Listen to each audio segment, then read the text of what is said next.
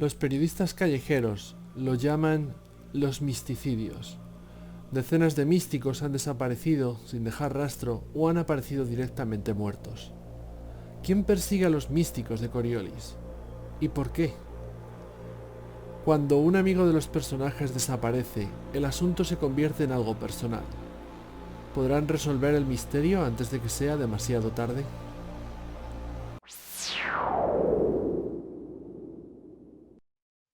Saludos amigos, amigas, seguidores y seguidoras de En 5 Minutos Roll. Bienvenidos a una reseña. En esta ocasión vamos a hablaros de Emissary Lost, el emisario perdido. La primera parte de una trilogía de aventuras que conforman la gran campaña titulada Mercy of the Icons o La Misericordia de los Iconos para el juego de rol Coriolis. Este material no estaba publicado en castellano, ya que la editorial que publicó Coriolis en castellano, Summon Creator, ha desaparecido ya, no tiene los derechos de este título, y veo muy difícil que vea la luz en un futuro en nuestro idioma, más que nada porque dudo que haya alguna editorial por ahí que se lance a coger los derechos de este juego para publicar el material que se quedó pendiente de ver la luz en nuestro idioma. Por eso, todo lo que vais a ver en el presente vídeo, tanto la edición en físico como la edición en digital, va a estar en la lengua de Shakespeare, va a estar en inglés. No cuenta con una equivalencia en castellano todo este contenido. Coriolis, Emissary Lost, el emisario perdido, la primera parte, como digo, de esta trilogía de aventuras, de esta gran campaña de la misericordia de los iconos. En este caso, está escrita por varias manos toda la campaña.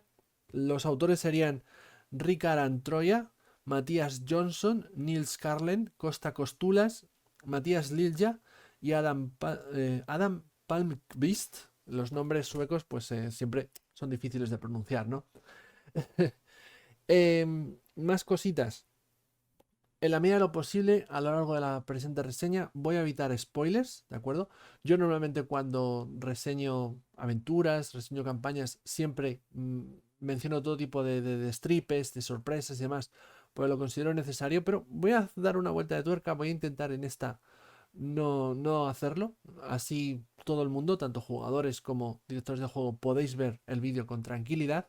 Si veo que al final de la reseña el resultado me gusta, seguiré manteniendo esta filosofía en futuras reseñas mías.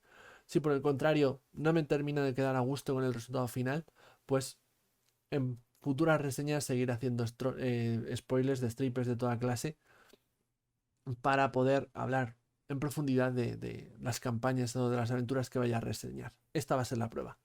Así que, habiendo dicho todo esto, ya no me enrollo más. Vamos a empezar nuestro vídeo, nuestra reseña, como siempre, con la edición física y la presentación visual.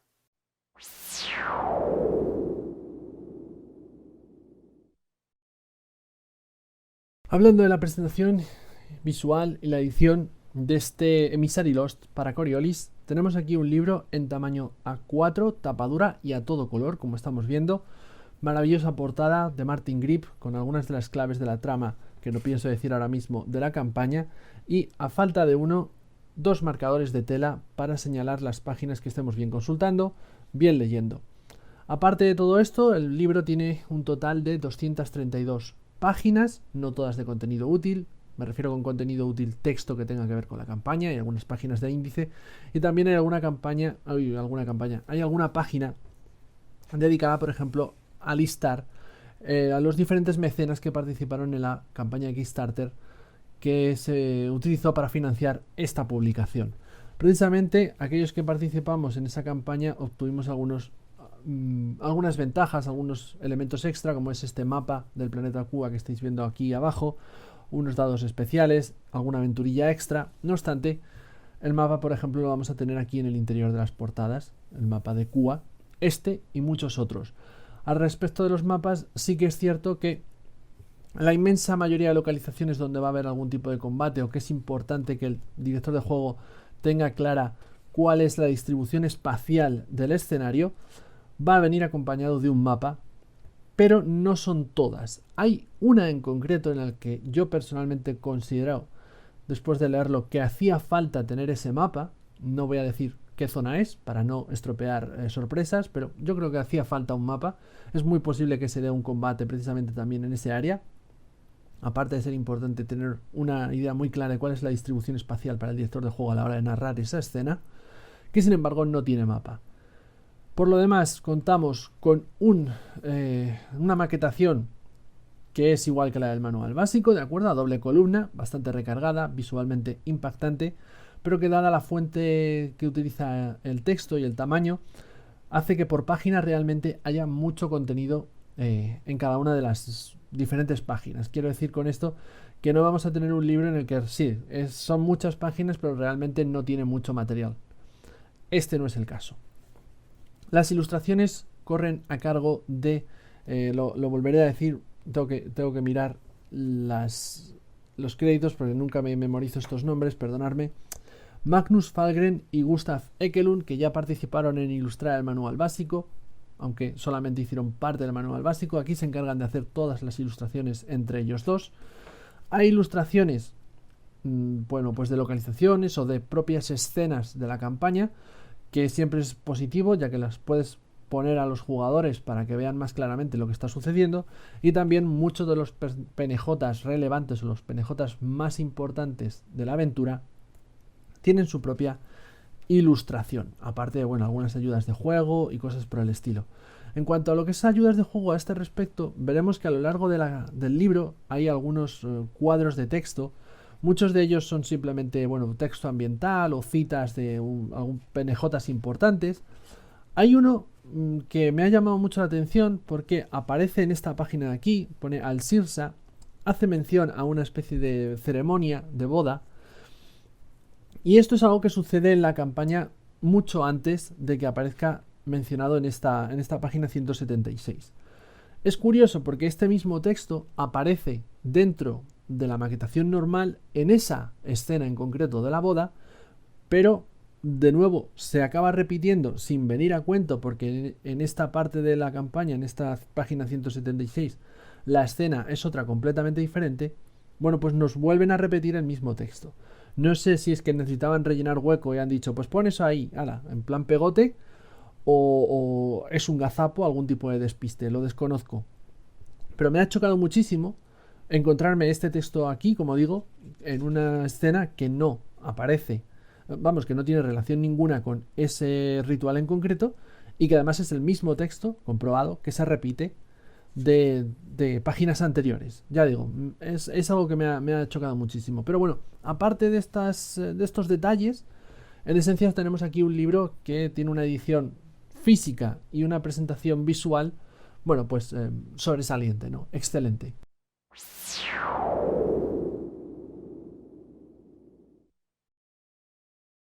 Visto el continente, es el momento de hablar del contenido. No obstante, aunque ya lo he mencionado en la introducción, recalco, voy a evitar los spoilers, los destripes, las sorpresas, pero tener en cuenta que para poder realizar la reseña correctamente, algo de información tengo que soltar, algo de información tengo que daros. Al mismo tiempo, ver el PDF puede que acabe mostrándoos algunas imágenes, epígrafes o PNJs que sintáis que os destripan cosas. Personalmente considero que todo lo que se va a mencionar o mostrar en esta reseña, en este vídeo, no es lo bastante relevante como para estropearos la experiencia final de juego. Pero, como se suele decir, viewer discretion is advice, o lo que es lo mismo, ved el vídeo bajo vuestra propia responsabilidad. Si no queréis conocer absolutamente nada de la campaña antes de jugarla, no veáis el vídeo. Si estáis cómodos con un cierto nivel de información, lo suficiente como para saber exactamente a qué vais a jugar, no tengáis ningún problema en ver este vídeo. Hablábamos del contenido. En este sentido, hemos de mencionar, bueno, el primer volumen de la trilogía, este Emissary Lost, constaría de dos partes, ¿de acuerdo? Tenemos una primera parte titulada The Wake of the Martyr, va a tener lugar en la estación Coriolis y va a ser una parte de la aventura más abierta, pero entre comillas, ¿de acuerdo? La segunda parte va a titularse The Kuan Connection, tendrá lugar en el planeta Kua y va a ser muchísimo más dirigista de lo que es la primera parte. Estos dos capítulos, digamos, conforman lo que es la gran aventura del primer volumen, y a la hora de pensar, bueno, esto, ¿cómo lo juego? Es necesario que lo dirija a un grupo de personajes experimentados, se puede directamente empezar con esta campaña. La respuesta es que puedes empezar directamente con esta campaña. Tú puedes crear un grupo de juego, es profeso para jugar la trilogía de la Misericordia de los Iconos, empezando por este primer volumen. No obstante, déjame decirte que si puedes, si lo tienes en tu poder, existe una aventura corta que sirve de prólogo llamada El último vuelo de la Gazali o The Last Voyage of the Gazali, que, bueno, a la gente que participó en el Kickstarter nos venía incluidas, ¿de acuerdo? Nos venía incluida, mejor dicho, en singular, pero se puede adquirir por separado. Si lo tienes, mejor que mejor. Que no lo tienes, tampoco pasa nada. No, lo que sucede es que al menos en la primera parte de este primer volumen sí que hay muchos PNJ recurrentes o información que si los jugadores han jugado primero ese prólogo, esa aventura de el último viaje de la Gazali, pues van a estar más ubicados o van a pillar más cosas que si no la hubieran jugado. No es imprescindible, pero ayuda. Por otro lado, esta campaña también se puede jugar si tienes ya una partida en marcha de Coriolis. Es decir, si tú ya estás jugando tu propia campaña de Coriolis con tu grupo de juego habitual y se te ocurre pensar, oye, ¿y si introduzco la trilogía y jugamos la gran campaña de Coriolis entre medias? Déjame decirte que es algo que también puedes hacer, pero has de tener en cuenta un dato, yo creo, muy importante en este sentido. Y es que una vez introduzcas por lo menos este primer libro de la trilogía, los jugadores van a tener que estar sí o sí enfrascados y enfocados a completar la historia y la trama de esta aventura, de este primer libro. Porque tal y como es dirigista, como está estructurada la aventura, no da margen, no da pie a que puedan explorar otras líneas argumentales que tú tengas abiertas en tu campaña previamente. Así que ten esto en cuenta, por favor. Sobre la estructura y por qué es tan dirigista, no os preocupéis, voy a mencionándolo a continuación. Pero bueno, ¿cuál es la premisa jugable? ¿Qué es lo que vamos a jugar aquí en este primer volumen y en general en la campaña de la Misericordia de los Iconos en total? Bueno, vamos a explorar muchas de las intrigas y subtramas que quedaron abiertas en el manual básico cuando los autores nos hablaron del trasfondo tan detallado de este juego de rol de Coriolis. Precisamente, algunas de las cosas que nos quedaban allí abiertas, como la presencia de esos avatares de los iconos, su origen indeterminado, la leyenda del primer horizonte, la aparición de místicos, de seres humanos con poderes sobrenaturales. Todas estas cosas, estos ganchos que nos fueron soltando los autores, como digo, en el manual básico, muchos de ellos van a ir siendo explorados en esta campaña, precisamente en este primer volumen, y van a ir recibiendo respuestas. A mí esto es algo que me resulta muy positivo, me agrada un montón, porque precisamente cuando cuentas con juegos de rol, como es el caso, con un trasfondo tan detallado, tan desarrollado, tan lleno de esas líneas argumentales, esos ganchos, esos misterios que quieres conocer, pues siempre me atrae más o me agrada más que las campañas que se publiquen para esos juegos de rol a nivel oficial precisamente exploren esas ideas que quedaron sin respuesta en el manual básico. Y esto es el caso de Coriolis. La aventura per se va a comenzar con la problemática de los místicos. Es decir, recordemos que en el tercer horizonte están apareciendo seres humanos con poderes sobrenaturales, para alguna que se conocen como místicos, para algunas personas esto es algo bueno, o para otras ni fu ni fa, y hay unas terceras que consideran que son heraldos de la oscuridad entre las estrellas, de la ruina, ¿no? Precisamente, partidarios de esta última visión deben de ser los que están detrás de la desaparición y los asesinatos que se están produciendo de místicos en la estación Coriolis. Algo que la prensa está denominando como los misticidios y que nadie parece saber quién está detrás, y si lo conoce o lo quiere investigar parece que tampoco importa mucho. No va a ser el caso de nuestros jugadores, de los personajes de nuestros jugadores, porque ellos van a llegar a Coriolis después de haber recibido un mensaje solicitando ayuda, auxilio y una reunión por parte de un PNJ importante para ellos. Este PNJ importante no viene definido en el libro. No sabemos cuál es su sexo, no sabemos cuál es su nombre, su edad. Aquí se nos dan algunos ejemplos, si se nos dice, por ejemplo, o se nos establece que es un estudiante de la academia, en Coriolis, que es alguien joven, pero lo que se nos invita es que a nosotros como directores de juego y a que los jugadores seamos los que desarrollemos ese PNJ importante. Establezcamos su edad, su sexo, su identidad, en definitiva, sus funciones, su profesión y lo más importante, su relación con el grupo. ¿Qué relación mantiene con alguno o todos de los personajes de los jugadores? En cualquier caso, siempre ha de ser una relación estrecha.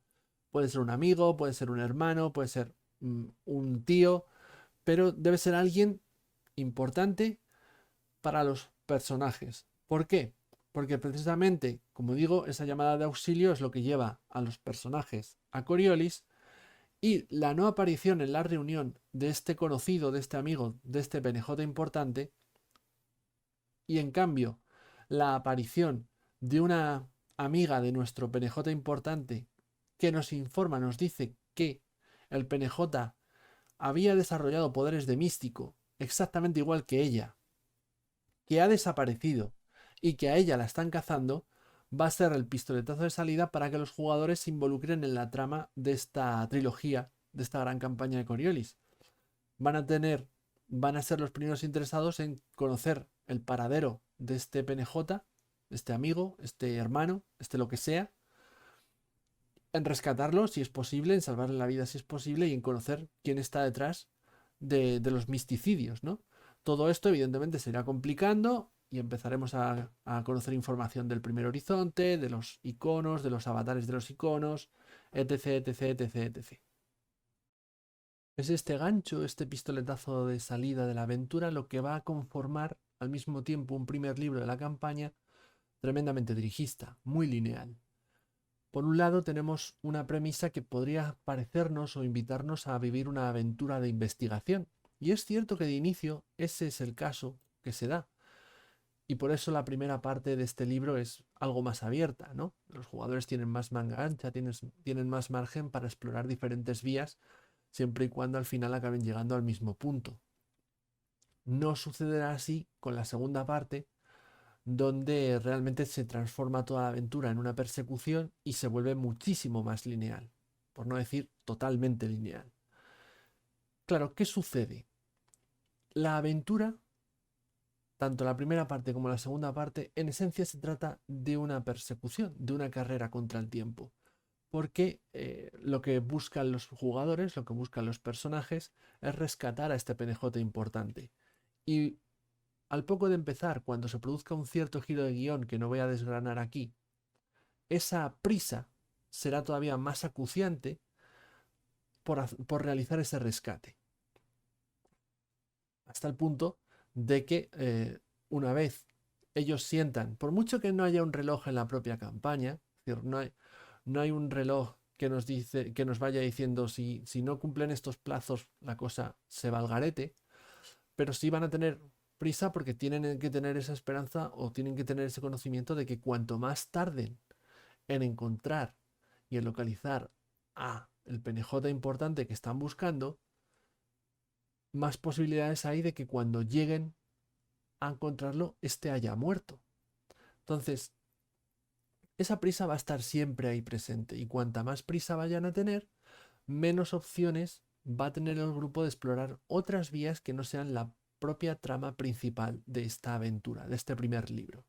Es por esto que decía antes que si la incorporas a una partida ya en curso, tienes que tener en cuenta que cuando introduzcas este primer volumen de la gran campaña, los jugadores van a estar enfocados, enfrascados en la trama y en la historia de esta aventura y no van a tener tiempo ni espacio para explorar otras cosas.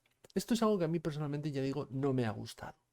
Me parece que vuelve la campaña muy lineal y por interesante que sea la trama, diría que incluso atenta un poco con el espíritu o la invitación al tipo de partida que nos propone Coriolis con el manual básico. Recordemos que con el manual básico Coriolis nos está diciendo que creemos un grupo de personajes, bueno, que tienen su propia nave, que tienen una deuda. De alguna manera hay una cierta inclinación a que exploremos el tercer horizonte.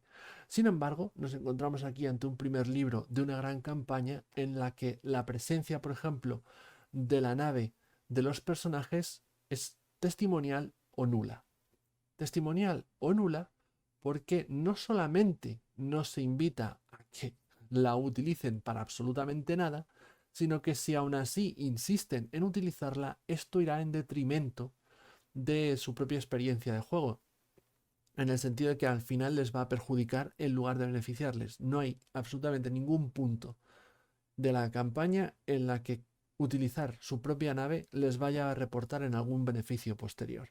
Todo lo contrario, si se ciñen a seguir la línea argumental de la aventura, digamos que tendrán más posibilidades de éxito en completarla que si insisten en desviarse del camino para coger su propia nave, aunque sea coger la nave para explorar la línea argumental principal. Eso ya será perder tiempo en la gran carrera contra el reloj que es la aventura de El emisario perdido, de este primer libro de la trilogía. Así pues, tenemos aquí una campaña, como digo, muy lineal, muy dirigista, que es algo que, de nuevo, para mí ha sido bastante negativo. No obstante, en su defensa, habremos de decir que la estructura que sigue y la propia idiosincrasia del juego palía en parte esa sensación de estar siguiendo una línea sin poder optar a recorrer caminos alternativos. Y en gran medida se debe a la enorme personalización que tiene la aventura para presentarnos o desarrollar las diferentes escenas que la conforman. Para comprender o entender mejor esa última afirmación tenemos que saber o conocer cómo está estructurada la aventura, cómo viene presentado el texto de la aventura. En otros títulos, en otros juegos de rol, en otras publicaciones, lo habitual suele ser que nos den una descripción de cada escena, que en la misma se menciona, bueno, pues en esta escena sucede esto, este PNJ hace esto. Si los personajes optan por hacer esto, pues acontece este suceso en concreto. Si por el contrario optan por hacer esto otro, sucede esto. Si superan una tirada de esta habilidad, averiguan esto. Si superan una tirada, si fracasan en la tirada de habilidad, pues desconocen la información. Bueno, un poco esa suele ser la estructura más habitual que nos encontramos en la mayoría de aventuras, campañas y publicaciones de rol en general. La de Coriolis es bastante particular. No ayuda a la lectura, ya que a lo largo de mis horas con el libro he ido teniendo que repetir la lectura de diferentes trozos para poder comprender exactamente qué estaba sucediendo, pero desde luego ayuda, creo, en la dirección. El texto, ¿cómo viene presentado aquí entonces? Bueno, viene presentado siempre de la misma manera. Primero nos van a decir la situación, es decir, ¿qué es esta escena? Esta escena es esto en concreto. Después nos van a mencionar cuáles son los hechos o los datos importantes, es decir, la información que los personajes tienen que tener antes de pasar a la siguiente escena. No pueden salir de esta escena hasta que no obtienen estos datos y nos los enumeran uno por uno. Nos darán una descripción del entorno, en esencia una descripción de la localización donde va a tener lugar la escena para que nosotros la conozcamos y podamos describírsela a los jugadores y una lista de los PNJs que van a intervenir en la misma, con sus fichas, por supuesto, por si hace falta que tiren o que se produzcan combates o algo por el estilo. Teniendo esto ya solventado, la propia descripción, el propio texto, perdonadme, nos va a hacer un desglose de eventos posibles que tengan lugar en la escena. Y esto les sonará mucho, por ejemplo, a todos aquellos de vosotros que hayáis leído las aventuras cinemáticas de Alien porque el concepto es el mismo. Es decir, no vamos a tener, como digo, una escena desglosada como suele aparecer en diferentes publicaciones, sino una escena dividida en eventos. Esos eventos pueden producirse o pueden no producirse. Hay algunos eventos que son obligatorios, los cuales vienen indicados, y básicamente son los que sí o sí, cuando estemos dirigiendo la aventura, tenemos que poner en juego, planteárselos a los jugadores. Otros son meramente opcionales. Algunos cuestan puntos de oscuridad, otros no. Recordemos que en Coriolis el director de juego gana puntos de oscuridad cada vez que los jugadores repiten tiradas o cuando utilizan poderes místicos. Y esos puntos de oscuridad es un recurso que tiene el director de juego para complicarles la vida a los personajes jugadores. Bueno, pues en este caso algunos de estos eventos se producen únicamente si el director de juego está dispuesto a gastar esos puntos de oscuridad y por supuesto son eventos que complican la vida a los personajes de los jugadores. Hay otros eventos que directamente se pueden utilizar, no tienen ese coste, pero se pueden complicar más o menos dependiendo si además gastamos puntos de oscuridad o no. Todo esto en esencia, ¿qué es lo que hace? Bueno, pues que personaliza muchísimo la experiencia de juego, la propia aventura de este primer libro de la campaña. De manera que sí, la estructura es lineal, hay una linealidad ahí subyacente que va a ser palpable, sobre todo cuando la lees, creo que también cuando la diriges, no tengo tan claro que vaya a ser muy evidente cuando se está jugando, pero está ahí.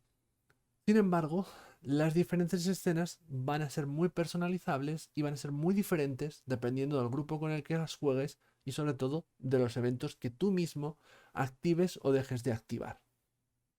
Al final se trata por ende de una aventura tremendamente rejugable que no vivirás dos veces de la misma manera. Esto siempre es una realidad en una partida de rol porque hay muchos factores que intervienen, pero bueno, este es, si cabe, uno todavía más palpable que está ya presente en el propio libro. Esta es la manera en que vienen estructuradas las escenas de esta aventura, de este primer libro de Emissary Lost, de Coriolis. Os pongo un ejemplo para que podáis visualizarlo mejor, sin entrar en spoilers de nuevo. Hay un determinado momento en la aventura en el que los jugadores, los personajes de los jugadores, van a llegar a una población persiguiendo a un PNJ que, que saben tiene determinada información. Cuando llegan a este pueblo, ellos deben saber, o antes de abandonarlo, deben conocer a dónde ha ido este PNJ en concreto y cómo pueden llegar hasta el sitio al que ha ido tras abandonar esta población.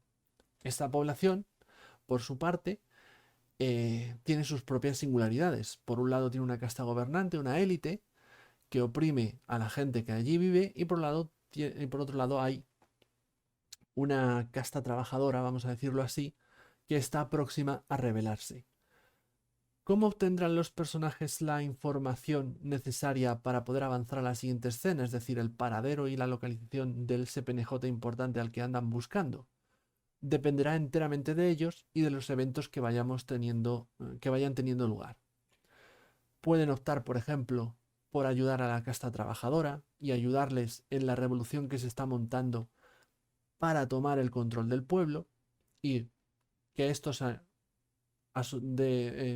cambio les proporcionen esa información o les ayuden en esa investigación que están realizando.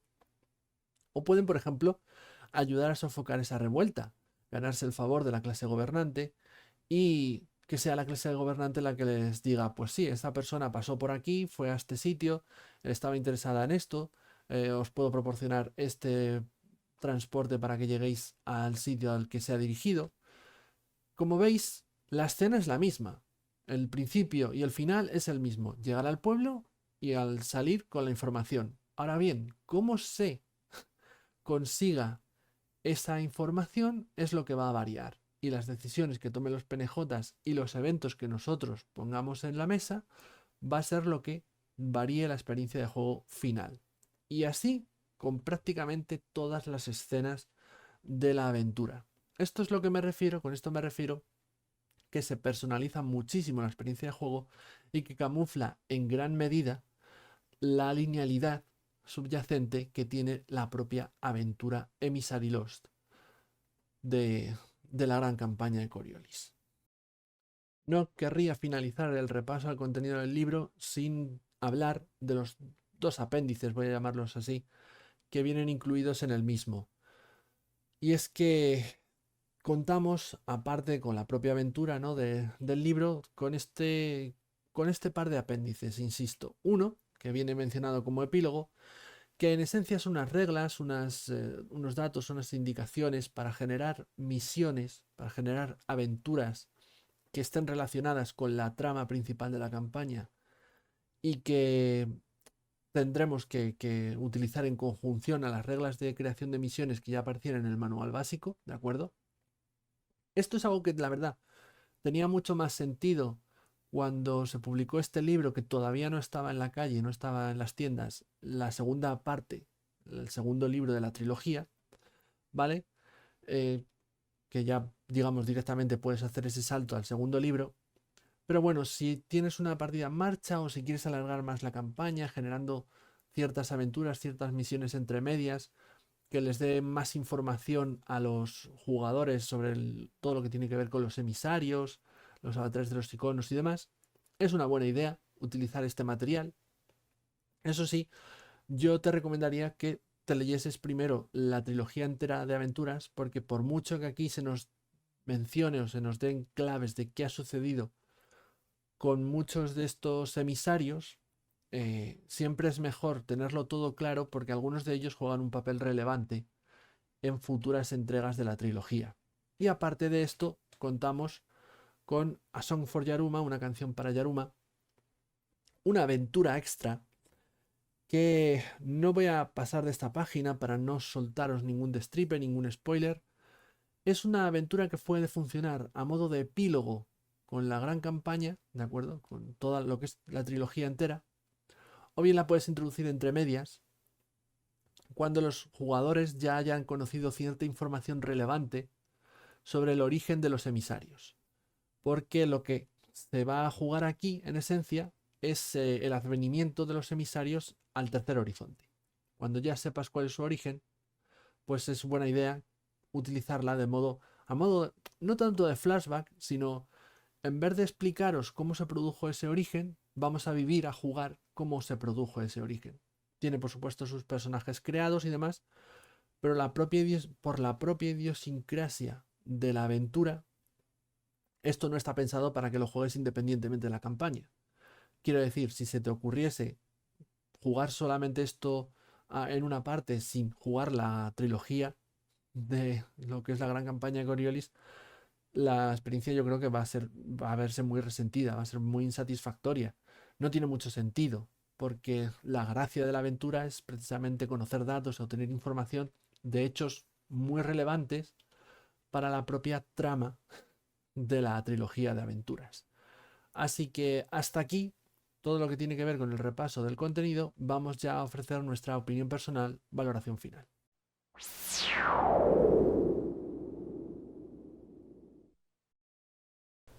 Llegados a este punto, todo cuanto resta es ofrecer nuestra opinión personal, la valoración final de este Emissary Lost, el primer libro de la trilogía Mercy of the Icons para Coriolis. Una aventura o unas conclusiones a las que llego después de realizar la reseña que la verdad es que no son todo lo contundentes que me gustaría. Por un lado le veo cosas muy positivas, la excelente edición, por más que no sea particularmente reseñable, porque al final se trata de Fria Ligan, que es una editorial con muchos recursos, que nos tiene acostumbrados a realizar juegos de rol o libros de rol de una excelente calidad. Sería más reseñable si fuese una editorial pequeña, las cosas como son. También le veo como muy positivo el argumento, la historia, la trama de esta aventura en cuestión. Me parece súper interesante. Dar respuestas a interrogantes que aparecían en el manual básico es algo que me encanta. Y esa personalización de escenas, ¿no? Cómo vienen planteadas las diferentes escenas para que sean muchas de ellas tan abiertas en muchos sentidos y rejugables también en muchos sentidos. Esto ayuda a camuflar el que es para mí el punto negativo por antonomasia a lo grande de la propia aventura, que es esa linealidad, es ese ser tan dirigista, ese casi ir sobre raíles. Es algo que a mí y a mi grupo no nos gusta nada, pero ese punto negativo se me hace muy negativo solamente con la lectura de la aventura, pero en cambio tengo la impresión, o al menos la sospecha, la duda cuando menos, de que en mesa no va a ser tan relevante o no va a ser tan negativo como yo me lo estoy imaginando. Precisamente por esa personalización de escenas. La teoría que se me monta en la cabeza es que sí, con la lectura la estructura está ahí, la ves, se hace excesivamente patente, pero en mesa las cosas pueden a veces ir más fluidas y a lo mejor esa impresión que te hizo en lectura de ser una escena tras otra, de forma tremendamente lineal, no es tan así, no se produce de un modo tan evidente. Así que con esa duda es con la que me quedo. No puedo ofrecer una conclusión contundente, esto es una pasada, esto me gusta, como tampoco puedo tumbarlo y deciros claramente, no, mirad, pasad de esto porque a mí personalmente me ha parecido mediocre. No es el caso, no es ninguno de los dos casos, me quedo en un término medio. Así que solamente habiendo leído la aventura, este primer libro, la conclusión a la que puedo llegar es a la que necesitaría conocer más para ver hasta qué punto lo negativo se hace negativo y lo positivo se vuelve positivo. Y es todo lo que puedo decir. Lo siento si es un poco anticlímax, pero es la opinión más honesta que en este momento puedo ofreceros de este libro en concreto que tengo entre mis manos. Muchas gracias por vuestro tiempo, de verdad. Si os ha gustado la reseña no olvidéis darle a me gusta para que la pueda recomendar YouTube a otra gente que también le interese. Si os mola el canal, queréis ver más reseñas, partidas o charlas, suscribiros aquí en 5 Minutos Roll. Yo por mi parte me retiro, nos vemos en un futuro con más reseñas, más aventuras de Coriolis y de otros juegos. Muchas gracias de nuevo, nos vemos, adiós.